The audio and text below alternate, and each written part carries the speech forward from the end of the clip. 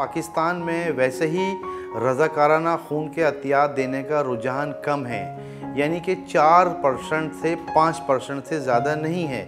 और हमारे यहाँ जिन थैलेसीमिया के बच्चों को या खून की दीगर बीमारी में मुब्तला मरीज़ों को ब्लड दिया जाता है, ज़ाहिर है उनसे हम ब्लड तो नहीं लेते बदले में, क्योंकि 96-95% आपका जो ब्लड बैंकिंग का सिस्टम है, ब्लड ट्रांसफ्यूजन का सिस्टम है, वो डिपेंड कर रहा है एक्सचेंज ब्लड ट्रांसफ्यूजन पे। यानी कि जिस वक्त मुझे ज़रूरत होगी उस वक्त मैं ब्लड दूंगा, मैं डोनेट नहीं करूंगा। हर आदमी SOPs की वजह से डरा हुआ है।